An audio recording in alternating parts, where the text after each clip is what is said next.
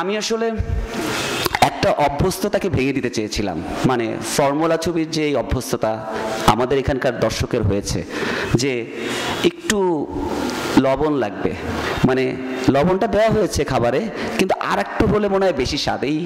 এই যে দর্শকের যে চাওয়া নিজের মতো করে যে একটু নাচ লাগবে, একটু গান লাগবে, একটু এইটা লাগবে সেটা লাগবে, এইটার বাইরে যে একটু লবণটা একটু কম দিয়ে একটু স্বাদটা হয়তো অতটা টের পাওয়া যাবে না, কিন্তু অন্য এক্সপিরিয়েন্সের গল্প সেখানে হবে। আমি এই লবণবিহীন একটা গল্প বলতে চেয়েছিলাম এবং গল্পটা এরকম করে বলতে চেয়েছিলাম যে আমি যেভাবে গল্পটা বলবো দর্শক ঠিক সেভাবেই গল্পটা বুঝবে, এটা আমি বলতে চাইনি। আমার কাছে মনে হয় যে জীবন দাশের কবিতা কিংবা বিনয়ের কবিতা যখন আমরা পড়ি তখন বিনয় মজুমদার কীভাবে কবিতাটা লিখেছিলেন, কীভাবে লিখেছিলেন, কিংবা জীবন দাস কীভাবে কবিতাটা লিখেছিলেন সেভাবে আমি বুঝতে পারি না। আমি আমার মতো করে বোঝার চেষ্টা করি কবিতাটা।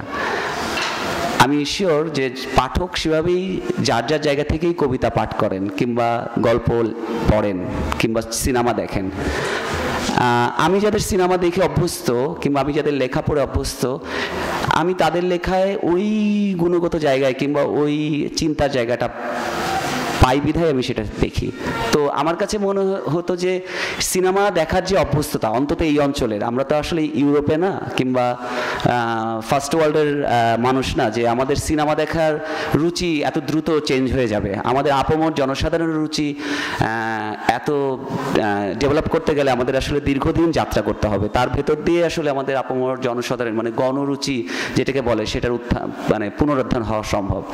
তো সেই অভ্যস্ততা ভাঙার গল্প যে আমার কাছে মনে হচ্ছিল হাওয়া আমাদের এখানকার যে ফর্মুলা ছবি কিংবা দেখার ছবি, সেই অভ্যস্ততা আমি ভেঙে দিতে চাই।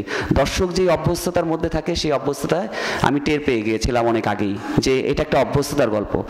সেইখান দিয়ে একটু চানাচুর, একটু লবণ কিংবা একটু মশলা অ্যাড করে ছবিটাকে দর্শককে হলে নেওয়ার যে ধান্দা থাকে নির্মাতার, যে শব্দটা এরকমভাবে উচ্চারণ করলাম, সেই ধান্দাটা আমি করতে চাইনি। আমার কাছে মনে হয়েছে আমার যেই নিজের চিন্তা সেটা দিয়ে যদি ছবিটা হয় দর্শক এটা দেখতে পারে, দর্শক এটা নাও দেখতে পারে।